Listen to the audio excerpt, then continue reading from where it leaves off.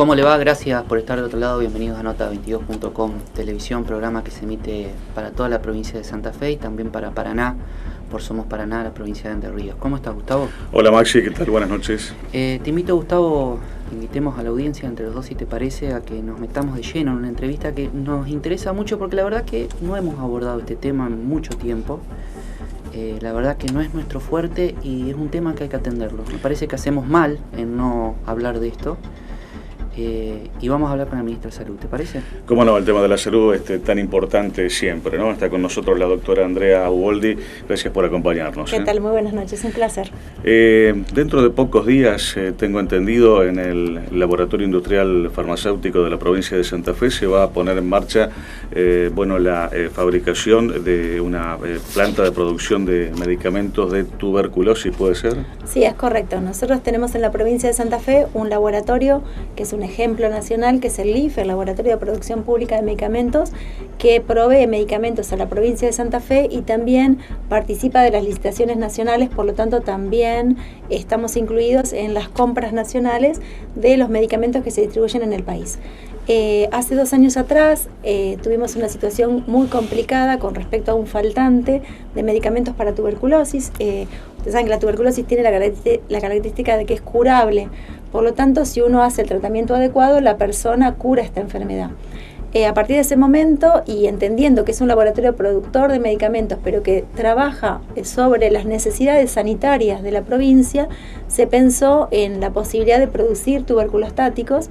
También sabemos que es una enfermedad que no se va a terminar en la humanidad, así que bueno, estamos a punto la semana que viene de estar pudiendo inaugurar esta planta que va a producir medicación para tuberculosis y que va a permitir proveer de medicamentos a la provincia de Santa Fe, garantizando que nunca nos falten, y también probablemente a futuro poder pensar en un convenio de colaboración para el país, o incluso también uno lo podría pensar para Latinoamérica, en el marco de producción de medicamentos que necesita un número importante de la población. Un laboratorio como el LIF, ¿existe también en otras provincias de nuestro país? Existen distintos emprendimientos, pero con este nivel de calidad, con este nivel de avance y con este nivel de vínculos sobre, como un laboratorio de producción que mira las necesidades sanitarias, no existe. Le hago una consulta, pues me quedé pensando, hablábamos de tuberculosis. ¿Hay focos de tuberculosis todavía en el país, en nuestra provincia? Sí, la tuberculosis es una enfermedad que uno la adquiere por contacto persona a persona, al toser, escupir y demás. Hacemos un mecanismo todos los humanos de estar en contacto con esta bacteria, es una bacteria, el bacilo de Koch, que fue descubierto por Koch, por eso su nombre, y nosotros establecemos un mecanismo con este agente por el cual nos infectamos. Si nuestro sistema de defensas está intacto, uno limita esta infección y esta infección no se transforma en una enfermedad. Ahora bien, hay una serie de cuestiones que establecen alteraciones en nuestros mecanismos de defensas. Entonces, si estamos con estrés, si estamos con otra enfermedad, por ejemplo un cáncer, si estamos en alguna otra situación, un postoperatorio o demás, podemos reactivar nuestra infección propia o podemos contagiarnos de otro. Así que mientras haya humano en esta tierra, esta enfermedad se va a seguir transmitiendo. Y mientras no la pensemos como una enfermedad, no de la pobreza, sino una enfermedad del ser humano, que frente a determinadas circunstancias puede aparecer y no la diagnosticamos y tratamos a tiempo, seguramente vamos a seguir teniéndola. Laboratorios en el norte de la provincia, este programa se ve en el norte de la provincia. ¿Cómo está ese tema? Y también le quería preguntar el tema de los médicos en el norte de la provincia, porque hay veces que los profesionales de la medicina buscan los centros urbanos más poblados, porque justamente donde a lo mejor pueden desarrollar mejor su actividad. ¿Qué análisis está haciendo eso? Bueno, del laboratorio venimos ayer justo de una inauguración de un laboratorio con tecnología automatizada y de primera línea en Villa Minetti. Para los que nos conocen, esto es departamento 9 de Julio, es nuestro departamento más al norte en el oeste, que linda con Santiago del Estero y con Chaco. En esta localidad trabajamos muchísimo en el 2008 por dengue y pensemos que ahí para poder hacer una muestra de sangre teníamos muchas dificultades. En este momento ellos estaban trabajando con una tecnología un poco más antigua y ahora van a poder centralizar muestras de sangre para los estudios básicos, embarazadas, diabéticos y demás, no solo de Villa Minetti, del resto de nuestra provincia, pero también de Santiago del Estero y de Chaco. esto es lo que estamos avanzando, y no solo la instalación de un laboratorio, sino que ellos entran en una red. Para que la gente entienda, antes uno se tenía que sacar sangre y tenía que ir uno a un determinado lugar donde estaba el laboratorio. Nuestra lógica en la provincia de Santa Fe desde hace mucho tiempo y que vamos fortaleciendo es que la muestra viaja. Yo me saco sangre en Villa Minetti, me hago los estudios que puede hacerme Villa Minetti, y Villa Minetti después transporta esta muestra a lo largo de la red para que la muestra llegue a Santa Fe, por ejemplo, y me haga un estudio hormonal. No necesito tener el laboratorio de hormonas en Villa Minetti, sino que tener la logística de traslado de muestras para que en un laboratorio especializado le doy la misma calidad que tiene la ciudad de Santa Fe o la ciudad de Rosario, por ejemplo, en una hormonal. ¿Y eso necesita de mucho tiempo, el análisis, digamos? Yo voy y me lo hago un lunes, o sea, para que la gente entienda y sí, lo bajemos a la práctica. ¿Eso se desarrolla con un tiempo más o menos bueno, digamos, o demora? ¿Cómo es eso? No, los análisis en general dependen del análisis que uno se haga. Claro. Si uno se hace un laboratorio, por ejemplo, un hemograma, que es para ver los glóbulos blancos, las plaquetas y ver cómo uno está por una infección, por ejemplo. Lo que decimos análisis general. Claro, el general, el común. Este es una técnica que se llama analítica, y por lo tanto uno en este momento en Villa Minetti se lo hace a la mañana y puede tener el resultado a la tarde. Ajá. ¿Por qué? Porque tiene un aparato automatizado que no necesita de un operador que mire. ¿Se acuerdan las películas que uno miraba por el microscopio, claro, la gotita de sangre? Incluso los volúmenes de sangre que uno saca ahora son mucho menores, son milimétricos, y antes era quizá un tubo más, que uno ve las películas y sacaban jeringas y jeringas, y ahora es muy poquito. Entonces ese laboratorio, por ejemplo, lo tenés en el día. Un laboratorio de dengue, por ejemplo, con traslado y todo, uno lo puede tener en 48 horas. Los hormonales, por ejemplo, tardan un poquito más, pero tardan en nosotros y tardan en el resto, porque son laboratorios que necesitan... O sea que el servicio es bueno. Absolutamente, es de calidad. Es como estuviéramos acá, digo. Exacto, es comparable con esto. Perdón, me quedó lo de los médicos. Los médicos, eso es muy importante. Y con respecto al tema de los médicos, nosotros estamos atravesando en el país una situación particular con respecto a la inserción profesional de los médicos. ¿El profesional quiere ir al norte? En general, el profesional tiene una cuestión, primero, de que hay una crisis con respecto a su formación y en las residencias. Años anteriores los médicos elegían las residencias clínicas como las residencias primeras, esto es pediatría, clínica y generalista, y ahora hay un vuelco, quizá especialidades que impliquen cierta instrumentación, quizá por la cuestión económica, puede ser una de las alternativas, entonces quizá eligen anestesia o eligen áreas quirúrgicas. Luego hay una centralización de la formación de los profesionales, o sea que los profesionales se forman en residencias habilitadas que tienen determinada calidad y determinado prestigio, que están en las grandes ciudades. Por lo tanto, es muy difícil invitarlos a que de las grandes ciudades donde se formaron, donde tienen su grupo de pertenencia y donde quizás ya hicieron algunas experiencias laborales, los invitemos a partir a otro lugar. Entonces, es difícil llevarlos al norte de la provincia, no es solo porque el norte de la provincia quizá los niveles, el hospital no sea igual al que yo estuve, sino porque hay una diferencia en cuanto a el vínculo por la formación, las realidades sociales en cuanto al lugar donde uno va a vivir, pero también hay un grupo de profesionales que quizás se animan a no querer vivir en las grandes ciudades y que su proyecto familiar esté pensado en un lugar más tranquilo, donde mis hijos anden en bicicleta, donde tenga los compañeritos y puedan entrar y salir de la casa.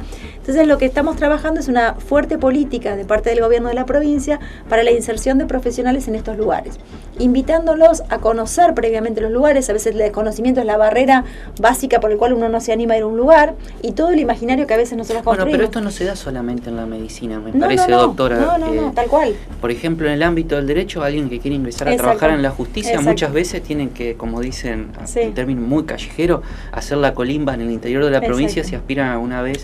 Sí. Es así. Esto no está, digamos, hasta este año, que es el año primero donde vamos a tener una estrategia diferente, nosotros somos un ente que forma a los residentes, o sea que una persona termina la facultad, se recibe de médico y quiere ser un especialista. Entra a una residencia que la paga el gobierno provincial. Pero nosotros nunca teníamos una política de decir, yo estoy pagando esta formación de esta persona y deberíamos encontrar un modo de que esta persona devuelva al Estado que le paga un sueldo bueno, al lugar donde la provincia establece que necesita recurso humano, sino que nosotros formábamos un pediatra y luego de su formación lo liberamos para que el pediatra elija dónde estar. Claro. Entonces, en este año particular, con mucho respeto y con acuerdo de la parte, vamos a empezar a trabajar en hacerle probar durante un año un lugar donde nosotros creemos que hay necesidad. Este lugar tiene la garantía de que la persona se puede desarrollar. No voy a mandar a una persona de terapia intensiva a Gato Colorado, porque no hay terapia intensiva, sino que es pensar cómo voy adecuando la formación de estas personas, donde ellos conozcan los nuevos lugares y donde piensen si es posible que se quieran quedar. Algunas de estas personas tienen domicilio en estos lugares. Claro. Digo, hay gente que ha venido de este lugar y que no vuelve porque quizás no tuvo la oferta. Por supuesto que esta oferta que hacemos es una prueba de un año, que la vamos a implementar este año, para ver cómo nos va, y que también venimos trabajando con otras necesidades locales. Digo, tenemos que sentarnos con intendentes, con presidentes comunales, con la gremial médica, porque digo, esta persona va a trabajar, necesito bajarle el precio de la cuota quizá de la gremial para que pueda trabajar en el privado, necesito acordar quizá un alquiler por un año que le permita que si se va se quede durante este año y le resulte cómodo poder alquilar y no gastar en alquiler. Todo esto queda claro que es imprescindible el rol del Estado. Absolutamente. Porque pero si el Estado no se ocupa de eso, no hay nadie que absolutamente. Que y esta mirada de poder decir, yo cómo resuelvo esta necesidad del recurso humano. Si tengo la potestad de formar estos recursos humanos, ¿cómo trabajo artesanalmente para pensar nuevas modalidades? Digo, todos me conocen a mí porque digo soluciones creativas, que son estas. ¿Cómo pensar lo que necesito? ¿Cómo pensar mi gobernabilidad en esto? ¿Y cómo generar acuerdos público-privados, acuerdos con municipios y comunas, para poder lograr que la gente, cuando vaya al lugar, no le esté castigando yo, sino que le estoy dando un contexto global, familiar, con escuela, con quizá un trabajo para su esposa o esposo, si es una mujer o un hombre, para que pueda ir a estos lugares nuevos. El área de salud de la provincia de Santa Fe tiene algunos puntos de referencia de los cuales uno entiende deben estar satisfechos y muy orgullosos por la tarea que están desarrollando. El LIF, por ejemplo, es uno, sí. El SEMAFE puede ser otro. ¿Cómo está funcionando ya pasadas algunas semanas el SEMAFE en cuanto al funcionamiento mismo, a los turnos, a la dinámica que tiene? Bien. El SEMAFE es una apuesta muy fuerte, es un cambio en la estrategia de atención, y esto lo marco porque es una idea que surgió hace mucho tiempo en pensar la atención ambulatoria que fortalezca la atención primaria de nuestros centros de salud en un espacio distinto a los hospitales. Esto cambia la cabeza de nuestros profesionales y también de la sociedad. Yo disculpe que le interrumpa, sí. Pero por ahí las preguntas a usted le van a resultar muy fáciles. No, pero está bueno para transmitir. Y tal vez muy obvias, pero mucha gente, yo me incluyo, ¿por qué habla de una atención ambulatoria? Habla de internarse. ¿Cuáles son las diferenciaciones para que entendamos? Porque la verdad hay mucha gente que no entiende, muchos jóvenes además que no prestamos atención a esto. Bueno, en principio nosotros concebimos la atención de la salud, digamos, la salud como un derecho, y concebimos la salud con una posibilidad de una estrategia en donde el ciudadano transcurre a lo largo de su vida por distintos efectores.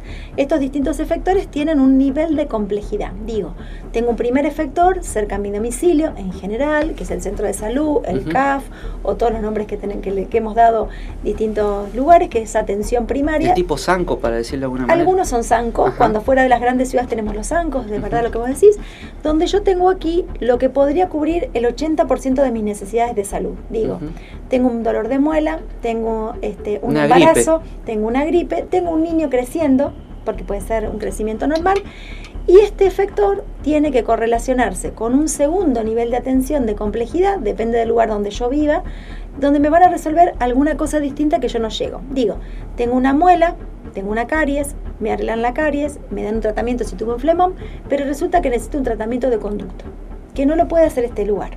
Entonces, para hacerme el tratamiento de conducto, ¿qué pasaba antes? Yo voy a un hospital. En este hospital se junta la gente ambulatoria que tiene que resolver estos problemas, que entra y sale, y la gente que entra por un accidente de tránsito. Este hospital tiene ambulatorio, cosas más sencillas, y tiene cosas graves, tiene terapia intensiva, tiene accidente de tránsito, tiene trasplante, tiene un montón de patologías. Como que se están mezclando cosas de distinta urgencia. Exactamente. Y este hospital tiene que decir, ¿sobre qué priorizo mi atención? ¿Sobre atención primaria o sobre alta complejidad? Entonces, esta estrategia de sacar lo ambulatorio de los hospitales está pensada en que hay un área responsable de lo ambulatorio que resuelve los problemas de lo ambulatorio y que el hospital se potencia en la internación de complejidad mediana y alta complejidad.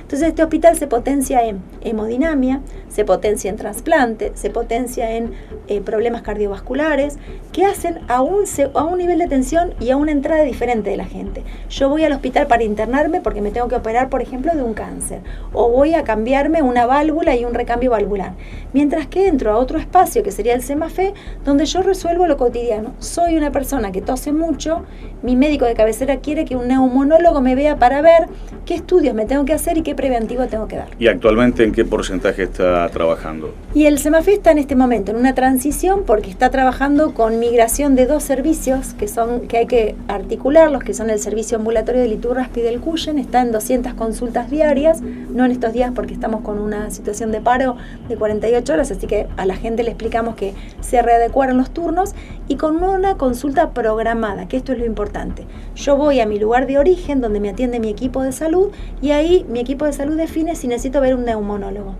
Piden por computadora un turno y yo voy solo al CEMAFE con un turno asignado en un día, en una hora y con un profesional.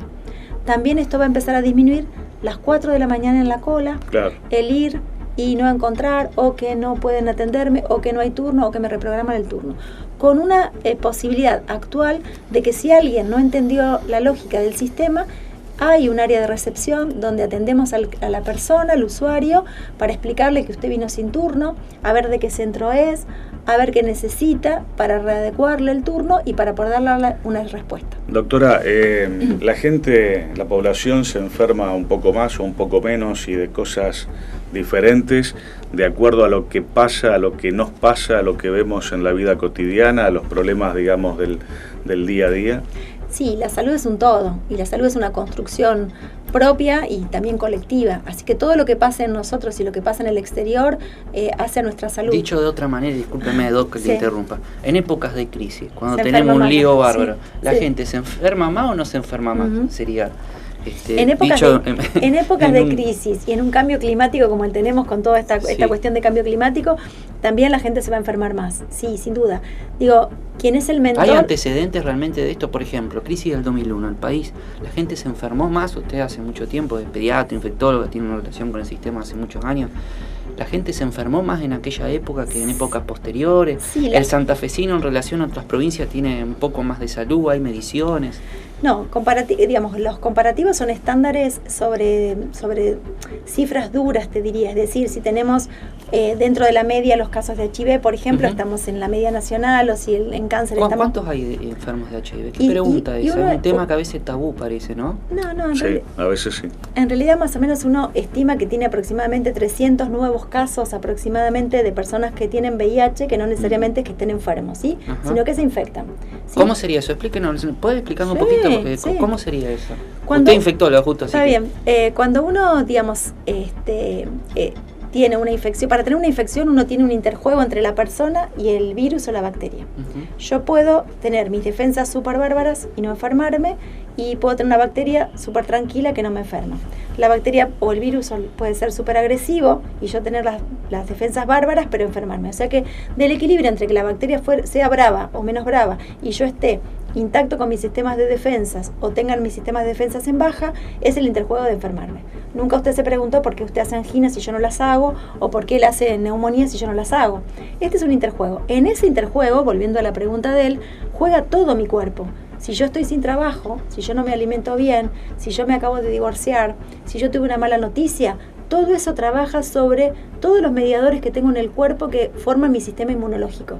Y entonces puedo haber sido siempre sanita, pero me pasó todo esto y de golpe me pesco una neumonía, ¿sí?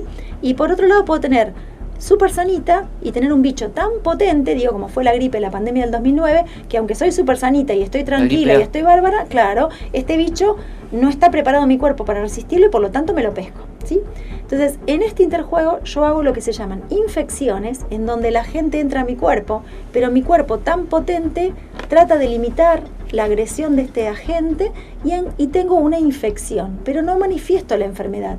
puedo analizarme la sangre en VIH y decir, tengo un análisis positivo, tengo una cantidad de virus en sangre con determinada concentración, más alta o más baja, pero estoy bárbaro, no tengo síntomas. O sea que uno puede estar, te pregunto a mi manera, Sí. uno puede estar enfermo, no saberlo.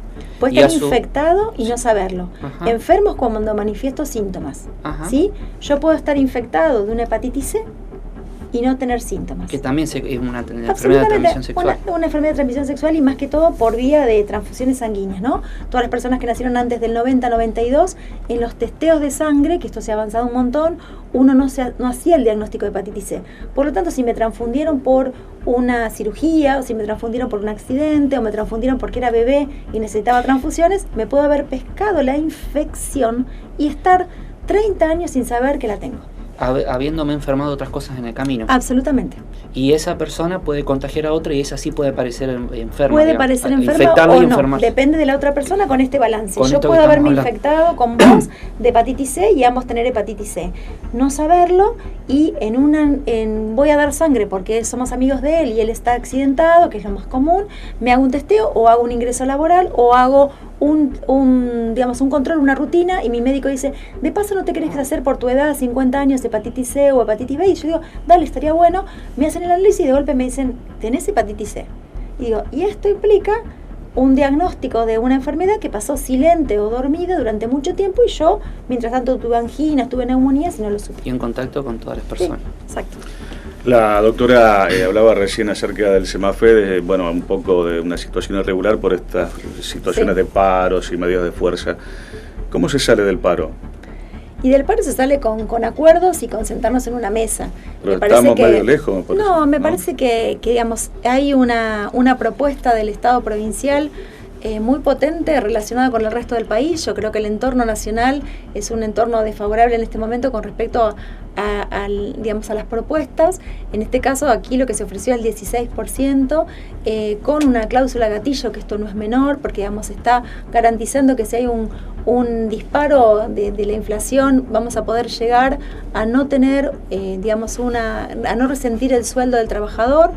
También que se mejoró en esta oferta que hicimos en esta semana el primer tramo de estos 3 tramos que se ofrecieron como para poder estar en este momento con una actualización de la situación, y no es solo la oferta laboral, sino que también me parece, la oferta de sueldo, sino que también es sentarnos en una mesa donde también vamos a trabajar otros elementos que hacen a las condiciones de trabajo de salud y del resto de los gremios. ¿Y ese 16% en cuántas cuotas, digamos? Estos son en 3 cuotas, la última propuesta que tuvimos. ¿Y con la una última mejora. cuándo? La última, sería en septiembre, octubre, la última parte del año. De todas maneras, seguramente la doctora le viene dado todo esto por el Ministerio de Economía, como le pasa a todos los ministros, y la injerencia seguramente de ella en los números es muy poco. Pero digo, las propuestas, cuando uno está con estas mesas de paritarias, me parece que primero el respeto, ¿sí? Sí, claro. El entender cómo venimos trabajando. La paritaria es eso, es buscar la solución pacífica de los conflictos. Me parece que uno comprende que a veces el gremio consulta con sus bases cuál es la mejora, pero también creo que hay un nivel de responsabilidad de parte nuestra del Estado en decir hasta dónde nosotros somos capaces de pagar sin desfinanciarnos, sin tener que tomar crédito externo. Esto no le ocurre a todas las provincias. Hay provincias que necesitan endeudarse para pagar sueldos. La provincia de Santa Fe ¿Cuánto no gana lo un ha médico hecho. promedio en la provincia? Para tener una idea. Y aproximadamente en esta recomposición estaba aproximadamente en 24.000, 25.000 pesos sin antigüedad. Ustedes saben que hay adicionales Claro. por antigüedad, adicionales por guardia crítica, una serie de elementos. Pero digo, esto no es menor en no endeudarnos, y también creo que tiene que haber una responsabilidad de parte de los gremios de decir hasta dónde nosotros demandamos para poder tener garantizado el pago de los sueldos. Le hago una consulta, luego de la pregunta muy importante que seguramente los trabajadores nos están viendo y quieren saber cómo van a poder salir adelante en esto, ¿no?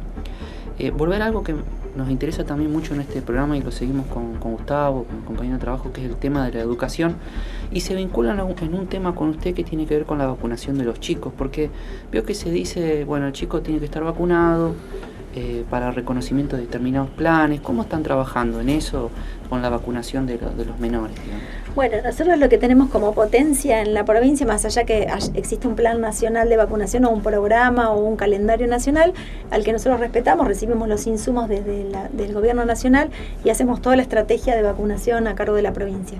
Tenemos una gran ventaja, que es que tenemos un sistema informatizado, esto es desde el 2011, esto nos permite decir que tenemos el 100% de nuestros niños en el sistema. Esto implica que tengo un niño con un nombre y apellido, fecha de nacimiento y DNI, y cargadas las vacunas que se realizó a lo largo de toda la provincia.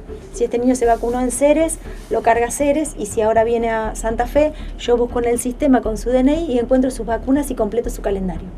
Esto permite sacar reportes para decir cuáles son los chicos que tienen esquemas incompletos, cuáles chicos tengo que ir a buscar a domicilio, qué recordatorios hay. Hay un montón de localidades que trabajan con recordatorio, explicándole a los papás, atención, su chiquito le falta el refuerzo de 18 meses, o atención, tiene que hacer el ingreso escolar.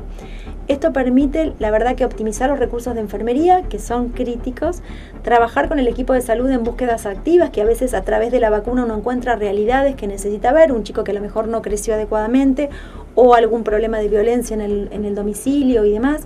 Y también mejorar la protección que tienen que tener los chicos, explicando a los papás por qué los vacunamos, que no es un castigo, sino que porque es tratar de darle las defensas sin que se enfermen.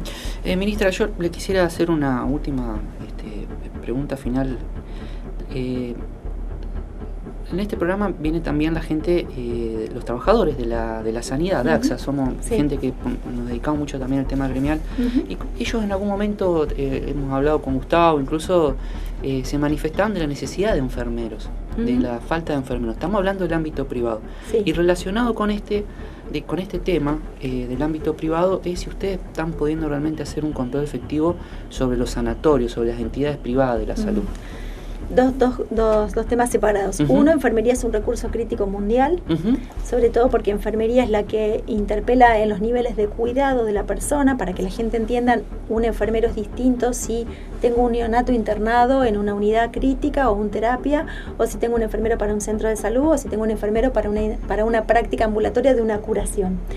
Entonces, una de las políticas que tiene este ministerio es las escuelas de enfermería. En esto se ha avanzado muchísimo y tenemos descentralización. Antes solo se estudiaba enfermería en Rosario o en Santa Fe, y ahora tenemos escuela en Reconquista, tenemos escuela en San Jorge, tenemos escuela en Venado Tuerto, que esto ha permitido que nosotros formemos recursos de enfermería no solo para el ámbito público. Cuando digo formamos, implica que esta persona sale formada para poder optar por un cargo en el ámbito público o privado. O sea que hay una fuerte definición de formar enfermeros para poder trabajar sobre el recambio generacional y también por nuevas necesidades, y hay especializaciones en enfermería que también tenemos una residencia especial de enfermeros para unidad neonatal, que esto hace a tener una expertez para trabajar con bebés muy chiquititos. Cada vez tienen que saber más los enfermeros. Absolutamente, bebés que tenemos de 800 gramos o de 1 kilo que antes no teníamos, porque piensen que toda la cabecita, los bracitos son todos chiquititos. Con respecto a lo segundo, en relación al vínculo que tenemos de salud o ministerio, tiene un rol rector. En realidad ahí lo que está trabajando es con habilitaciones de algunos espacios privados. Algunos se habilitan, los que tienen internación desde nosotros, con un área de auditoría, y aquellos que son consultorios se habilitan por los colegios médicos. Ahí no tenemos una injerencia directa, pero sí sobre las habilitaciones. Y sí trabajamos en conjunto algunos conflictos con Ministerio de Trabajo, de algunas clínicas que han dejado cesante personal o que a lo mejor se han manifestado en quiebras. Recuerdo la situación del Hospital Italiano de Rosario. En este momento hay una situación con el Sanatorio Verois de Venado Tuerto, donde uno puede estar acompañando a ver qué solución se puede dar para que la gente no pierda su fuente de trabajo y ver cómo articular esto. En otros casos hay alguna articulación público-privado. Cuando viene la cama crítica, trabajamos utilizando algunos servicios terciarizados porque nos faltan camas de neo o camas de terapia intensiva, y también uno utiliza aquellas instituciones que tienen cierta calidad en la prestación, que están auditadas por nosotros, preestablecidas y con clínicas y sanatorios. Se ve que le gusta mucho el tema, porque la verdad podríamos seguir hablando. Vamos más de 28 minutos de entrevista, pero quiero que sea breve, si puede, porque ya está con nosotros Ezequiel Hernández, que es fiscal especial de delito complejo, de la unidad fiscal de delito complejo. El tema del aborto, yo no sé si usted la mete en un lío o no. ¿El Estado puede, con los efectores, usted los conoce, si una ley se sanciona, desarrollarse con total normalidad en el ámbito público? ¿Cómo lo ve el tema? Sí, yo primero creo que lo más importante es primero haber agendado este tema, que es una necesidad, digo, y la misma comunidad lo plantea. Digo, quizá debió el Estado anticiparse antes que la gente se manifieste en esta necesidad. Esto es lo que a veces uno dice. ¿Por qué los temas se agendan? Porque la gente los pide cuando el Estado debió hacerlo. Hubo una postergación de este tratamiento. Lo segundo que me parece es uno debe despenalizarlo. Digo, no me parece que que criminalizar a una mujer que encontró esta salida en un momento de desesperación y que habría que analizar cuáles fueron los motivos que la llevaron. Digo, no me parece que uno tenga que penalizarlo. O sea que la despenalización es lo segundo. Lo tercero, existe ya un protocolo en Argentina de Organización Mundial de la Salud y del Ministerio de Salud del acompañamiento en la interrupción legal del embarazo relacionado con múltiples causales que son causales de salud que puedan poner en riesgo la salud de la mujer y que por lo tanto el Estado debe garantizarlo. Cuarto, creo que hay que dejar de ser hipócritas. Uno en el Estado público discute si alguien puede tener una interrupción legal y si uno tiene las posibilidades económicas lo puede hacer con mucha seguridad. Así que nosotros estamos muy contentos de que este tema esté agendado. Venimos trabajando fuertemente con la posibilidad de garantizar el derecho de la salud de la mujer y la posibilidad de su elección. O sea, el Estado santafesino podría hacerse cargo del tema. Sí, el Estado santafesino viene trabajando en el tema muy fuertemente en capacitación de los equipos y en los márgenes del desarrollo de un protocolo que está aprobado por Organización Mundial de la Salud y por el Ministerio de Salud en las gestiones anteriores y que habilita a acompañar a la mujer en su decisión. Es muy importante lo que dice porque corre del medio una parte del derecho. Pero digo, la otra cosa no es que todos querramos que la mujer llegue al aborto, sino que lo que uno tiene que también trabajar es en la integralidad. Si yo decido que no me quiero embarazar, debo tener los anticonceptivos, debo tener la información adecuada, debo trabajar la sexualidad y la elección de mi sexualidad en distintos ámbitos, en educación, en el acceso a dispositivos de implante subdérmico, en entender que un embarazo adolescente de una nena de 13 años es un abuso sexual y no es una decisión del adolescente y que no está bien que uno la someta a un embarazo por una violación. Digo, hay mucha mezcla en esto de pensar solo en el aborto y aquí estamos pensando en una decisión de la persona sobre su cuerpo, pero también en un acompañamiento fuerte del Estado en que esta decisión tiene que lograr que la mujer no muera en estas circunstancias. Digo, los datos que tiene Santa Fe son Rosario, que viene más avanzado en esto, desde el 2012 no tiene ninguna muerte por aborto en mujeres, y esto yo soy de los 90 y nosotros veíamos que la mujer entra, ¿cuál es la clínica de una mujer que abortó en forma ilegal? Es una infección generalizada que la puede matar, porque utilizó perejil, aguja de tejer, lo digo porque es lo que se usaba en ese momento, y lo digo porque básicamente lo percibíamos, y en este caso en la provincia de Santa Fe, la baja de la mortalidad, digamos, materna, a expensas de bajar la mortalidad por el aborto, es una responsabilidad del Estado que no podemos mirar para otro lado. Ministra, muchas gracias por venir. No, realmente, gracias muchas a ustedes, un placer porque hemos podido dar un panorama general de muchos temas y me parece que estos espacios son los Espero que hayamos podido estar a la altura porque no es un tema, realmente es un tema específico. Me quedé con un concepto que es aplicable a un montón de otros temas que dijo recién la doctora. Muchas veces la gente plantea y busca las cosas antes que los dirigentes, ¿no? Claro, la gente antes que los dirigentes. Ahí fallamos. Digo, si la gente nos agendó un tema, más allá que la sociedad tiene que tener una participación activa en su derecho a la salud, digo que la gente nos agende el tema, porque nosotros no lo pudimos hacer en tiempo y forma, porque nos pasamos pensando que a lo mejor no era un tema para tratarlo. Digo, y acá hay que interpelar a toda la sociedad, y digo, cuando la gente lo instaló es porque la gente siente que este es un tema para ellos prioritario. Gracias, Doc, por venir. Recordemos, es ministra de Salud de la provincia, pediatra, infectóloga y ha abocado su vida a la salud. Gracias por venir. No, por favor, un placer. Vamos al corte y cuando volvamos, Gustavo, vamos a hablar con Ezequiel Hernández, titular de la Unidad Fiscal Especial de Delitos Complejos número 135, acá de la capital de la provincia. Bien, ya venimos.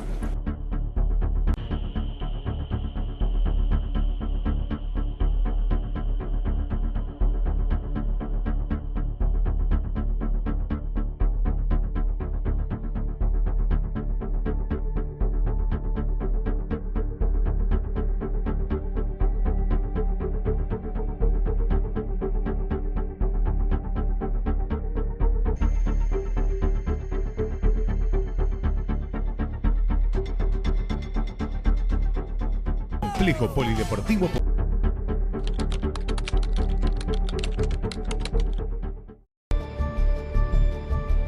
Nota22.com. Información. Ortopedia Vikingo, 50 años. Implantes, prótesis, material médico quirúrgico. Todas las obras sociales. Por trayectoria y servicios, somos la ortopedia número 1 de la región. Rivadavia 3118 Santa Fe. Teléfonos 0342 452 5918 y 453 9361.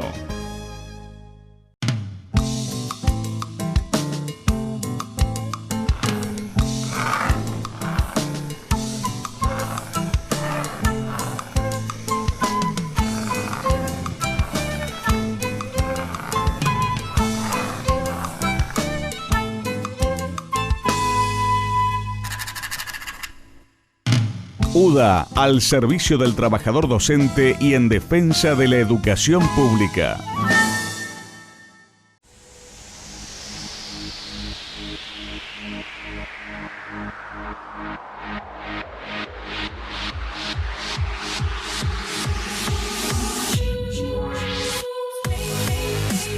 Obras óptimas, profesionales técnicos. Colegio Profesional de Maestros Mayores de Obras y Técnicos de la Arquitectura, Industria e Ingeniería de la provincia de Santa Fe.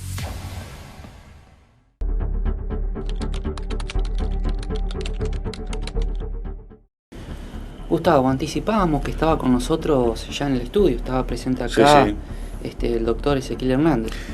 Así es, el doctor Ezequiel Hernández es el titular de la Unidad Fiscal Especial de Delitos Complejos número 135. Doctor, gracias por acompañarnos. Gracias a ustedes. ¿Cómo podríamos explicarle a la gente que nos está siguiendo en cuanto a qué cosa es lo que investiga específicamente la Fiscalía a su cargo? Bueno, la Unidad Fiscal Especial de Delitos Complejos está dividida en dos secciones. Por un lado está la sección de delitos económicos y por otro lado la sección de violencia y corrupción institucional, que es la que tengo a mi cargo. Además soy el fiscal jefe, que es una figura institucional interna, digamos, de la Unidad Fiscal Especial, pero específicamente yo me dedico a violencia y corrupción institucional. Muchas veces se habla de violencia institucional. ¿En qué consiste? ¿Cómo lo podríamos explicar domésticamente para la gente que nos está siguiendo?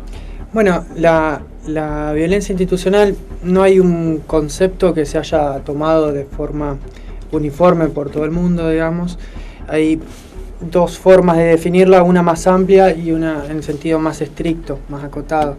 En el sentido más amplio, la violencia institucional es cualquier tipo de violencia ejecutada por un agente del Estado en ejercicio o vocación de sus funciones. En ese sentido, no se refiere solo a las fuerzas de seguridad, sino a cualquier personal, a cualquier agente estatal que en el ejercicio de sus funciones maltrata. En cualquiera de sus jerarquías, digamos. En cualquiera de sus jerarquías. El que atiende en la ventanilla hasta un funcionario. El que atiende en la ventanilla, que insulta o que maltrata o que no respeta alguna de las normas, estaría cometiendo violencia institucional en el sentido amplio. Y después está el sentido más restringido, más específico, también más acotado, más específico en lo referido al derecho penal, que es la violencia que ejecutan los funcionarios de las fuerzas de seguridad, que incluye, por ejemplo, a la policía, al servicio penitenciario, quienes también incluyen a las agencias de seguridad privada. Una pregunta rápida para aclarar. Cuando se refiere a la fuerza de seguridad, ¿solamente caen en el ejido de su investigación las fuerzas provinciales? Yo soy fiscal provincial y por eso investigo fuerzas provinciales. Así es. Policía y servicio penitenciario, básicamente. También se habla en el ámbito de su gestión de delitos complejos. Bueno, la palabra compleja ya de por sí a uno le significa una cantidad de cosas, pero ¿qué es un delito complejo? Buena pregunta, sobre todo por la dificultad que hay para definirlo. Lo complejo es algo subjetivo. Nosotros nos referimos a delitos complejos, puede entenderse por un lado por la complejidad que tiene la forma de ejecución del delito. Tenemos hoy en día delitos que involucran la utilización de la tecnología, por ejemplo, defraudaciones masivas por con utilización de tecnologías. Una forma tan compleja de comisión al mismo tiempo implica una gran complejidad de la investigación para llevar adelante, las herramientas, las personas, los profesionales con las que se llevan adelante. Son múltiples los factores, como les decía, que hacen a la complejidad. Otro puede darse también, ¿por qué no?, cuando intervienen funcionarios del Estado. Si nosotros tenemos, salvo que sea un delito común, un alto funcionario estatal que golpea, que comete violencia de género, por ejemplo, no va a ser un delito complejo, sino un caso claro de violencia de género. Pero cuando en el ejercicio de sus funciones implica alguna defraudación, alguna estafa o alguna... Para completar la pregunta de Gustavo, me parece que ahí también entramos para que el ejemplo a veces suele aclarar las cosas. Cuando hablamos de delito complejo, puede recaer sobre una estafa. Lo que estamos hablando es de cómo se desarrolló la estafa. Exacto. Hablábamos por lo que veo, hasta homicidios podrían caer o no. Sí, la extensión, otro para pensar en delitos complejos, podemos pensar en extensión del daño también, o modalidad, como vos decías. Podemos pensar en una estafa que sea un delito complejo o una estafa que no sea un delito complejo. Una estafa por un cheque sin fondo no es un delito complejo, ni para investigar ni en la comisión, lo más probable que en la extensión del daño tampoco. Pero sí tenemos grandes defraudaciones con métodos más elaborados que simulan alguna cuestión lícita, que intervienen funcionarios estatales. Esos casos sí ya... Ahora, este camino del crimen, ¿lo ha llevado en alguna oportunidad a vincularse con otras jurisdicciones, me refiero provinciales? O sea, a veces los delitos, como estamos hablando de delito complejo, de decir, bueno, empezó en Santa Fe pero terminó en provincia de Buenos Aires o viceversa. Sí, constantemente el diálogo por un lado con el juzgado federal es constante por algunos casos. Muchas veces nosotros en la justicia tenemos compartimentadas algunas cuestiones, esto que estamos hablando, esto es delito complejo, esto no, esto es violencia de género, esto es un delito federal, esto es un delito provincial. Pero lo cierto es que la realidad no está tan compartimentada. Entonces, algún hecho que nosotros podemos empezar a investigar como un caso complejo de alguna defraudación o de alguna cuestión de corrupción institucional, y muy probablemente tenga alguna vinculación con la droga, y entonces ahí ya entramos en una cuestión federal. Nos hemos encontrado con imputados de delitos de defraudaciones al Estado, por ejemplo, que además estaban imputados por abusos sexuales. Entonces ahí ya el diálogo con otros fiscales no viene dado por el caso en sí, sino por la persona. Doc, ¿es difícil investigar a la policía? Usted tiene, la verdad, no es fácil estar en sus pantalones. Hay que reconocer que la labor institucional que desarrolla un fiscal que está a cargo de esta unidad es tremendo, porque no se está enfrentando sin duda. Términos un poco llanos a situaciones o menores, digamos. Tiene un trabajo donde requiere una determinada preparación, valentía, hay que decirlo. Es fácil en términos, o sea, tiene las herramientas, los recursos humanos, el Estado lo acompaña en esa tarea. Sí, yo por un lado siento un gran respaldo institucional. Como decía, es una tarea, no me toca a mí decirlo, si puedo ser sincero, en el sentido de que sí, es complejo de desarrollar, uno se enfrenta...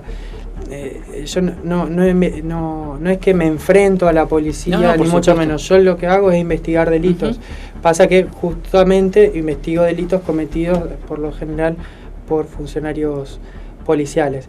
En ese sentido, el Estado, usted sabe, podemos decirlo con total franqueza, somos todos empleados de un Estado, de un empleador pobre, me decía un jefe que tenía yo. Entonces sí, la lucha por los recursos siempre va a estar, siempre vamos a sentir que podríamos desarrollar mejor nuestra labor con otros recursos, pero lo cierto es que con los recursos que cuenta actualmente el MPA, yo siento un gran respaldo tanto del fiscal regional como del fiscal general para poder desarrollar la tarea, y en situaciones por ahí complejas, complicadas, que a uno le tocan, de sufrir amenazas, de sufrir por eso le preguntaba.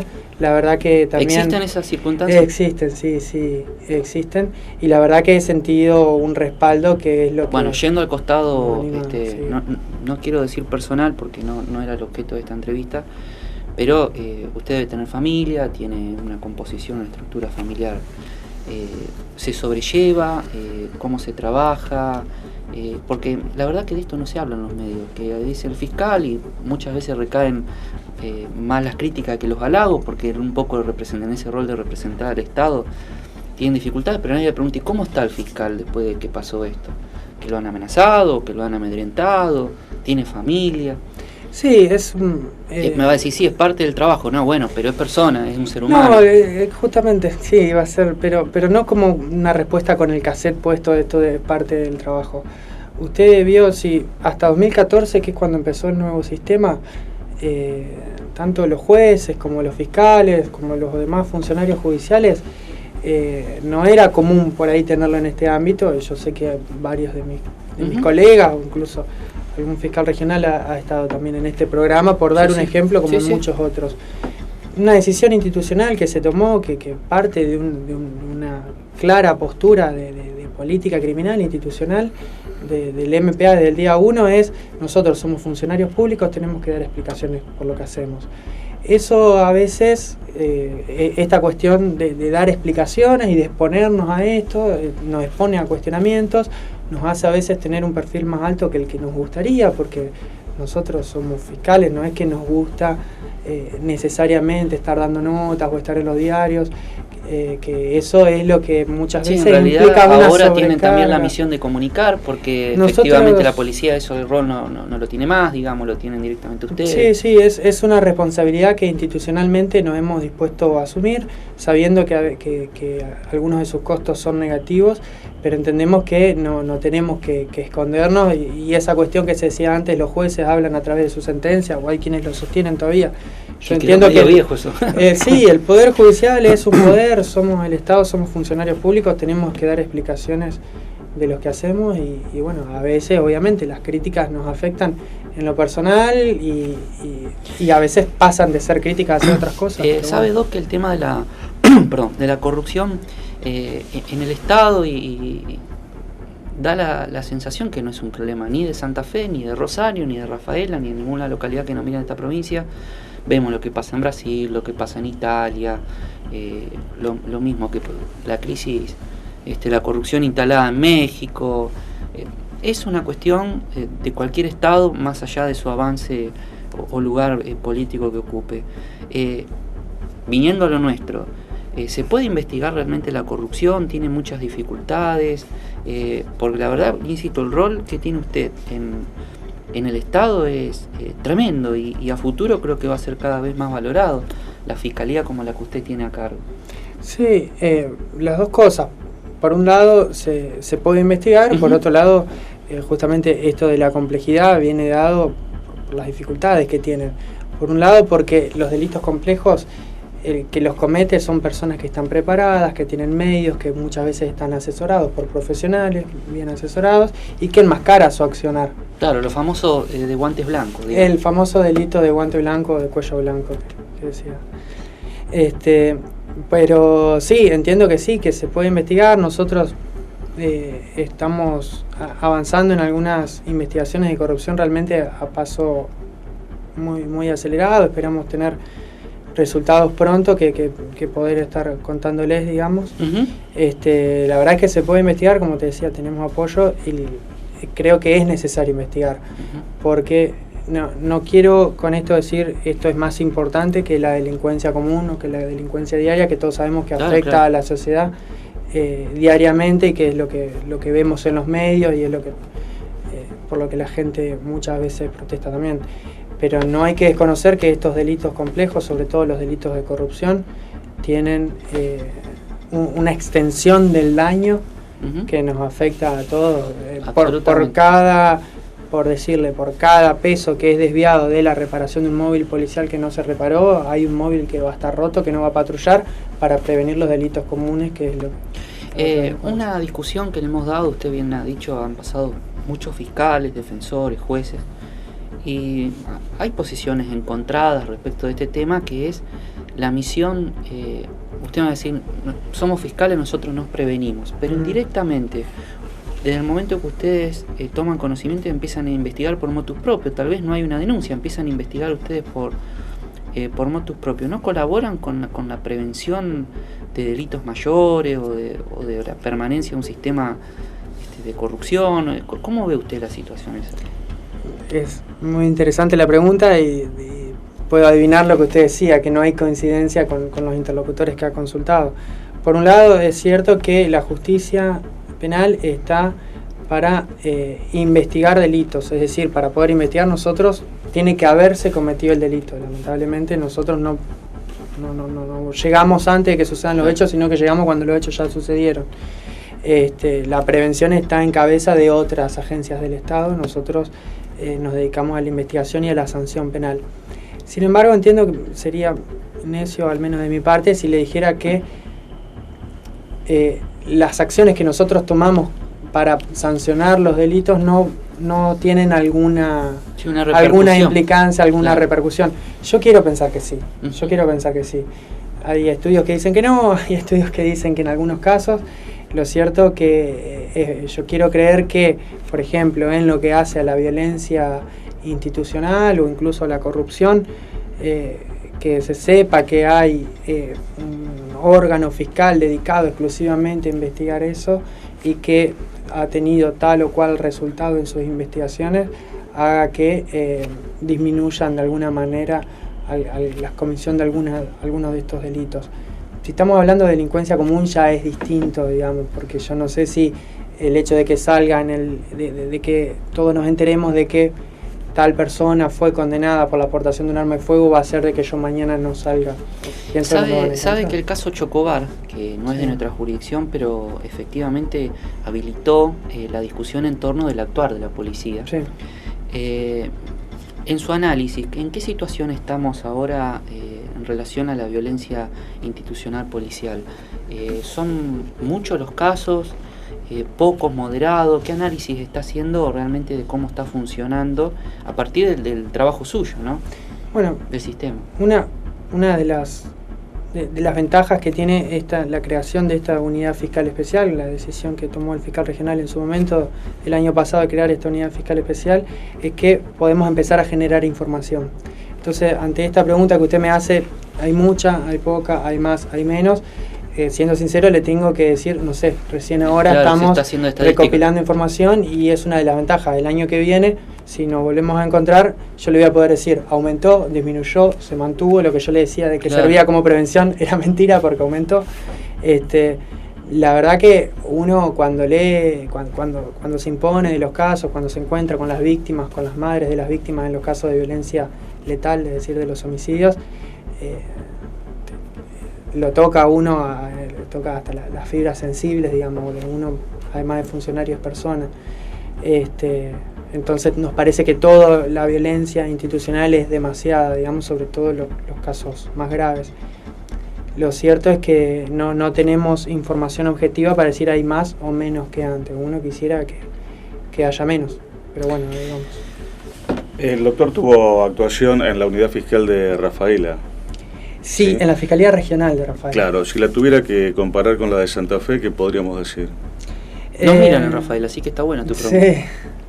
Sí, la verdad que aprendí muchísimo en Rafaela, compartí yo era funcionario de la Fiscalía Regional, con el doctor Arietti en un primer momento, con Diego Vigo en estos últimos meses antes de venir. Es otra dimensión, es otra conflictividad, cierto que también es otra sociedad, mucho que está acostumbrada a otra forma de vivir, entonces hechos de violencia o delictivos que de aquí serían de baja intensidad o que nosotros lamentablemente estamos acostumbrados a vivir a diario, allí generaban una alarma social e institucional de las instituciones con las que compartíamos fuerte. Entonces el trabajo de fiscal siempre es exigente porque hay que estar, ya sea o con el teléfono del turno o con los delitos más complejos. Claro, sí. Lo cierto es que sí, la sociedad siempre nos va a reclamar más, como decía la ministra, y la verdad que me parece interesante que así sea también. Doctor Ezequiel Hernández, quiero agradecerle al Ministerio Público de la Acusación, a sus autoridades de mayor jerarquía, por permitirnos desarrollar estas actividades con sus integrantes del Ministerio Público, porque como decía el doctor, con mucha juventud, pero se nota muy sabio en su palabra cuando dijo: nosotros estamos para dar respuesta y tenemos que que ponernos pese a que nos digan cosas a favor y cosas en contra. Así que le agradezco mucho al Ministerio Público de la Acusación, a sus autoridades, poder tener intercambio para informar a la sociedad, que ese es nuestro rol. Gracias, doctor, por venir. No, gracias a ustedes. Vamos a un corte, Gustavo, y venimos a la parte final. ¿Cómo no?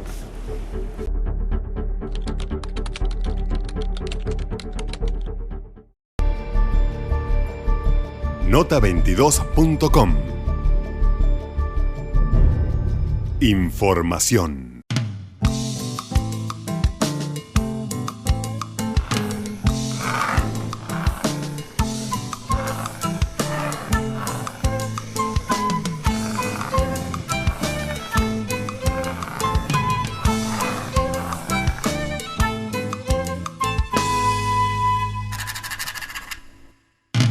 UDA, al servicio del trabajador docente y en defensa de la educación pública. Ortopedia Vikingo, 50 años. Implantes, prótesis, material médico quirúrgico. Todas las obras sociales. Por trayectoria y servicios, somos la ortopedia número 1 de la región. Rivadavia 3118 Santa Fe. Teléfonos 0342-452-5918 y 453-9361.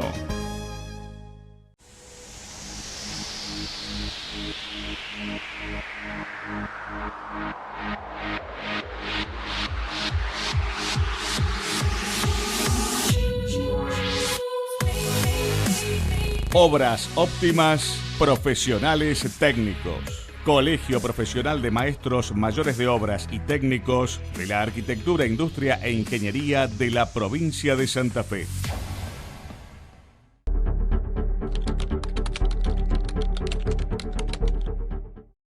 Parte final del programa, quiero anticipar un tema que vamos a abordar en mayor profundidad la semana que viene. Una cautelar fue rechazada en una presentación judicial que hizo el Sindicato Argentino de Docentes Privados.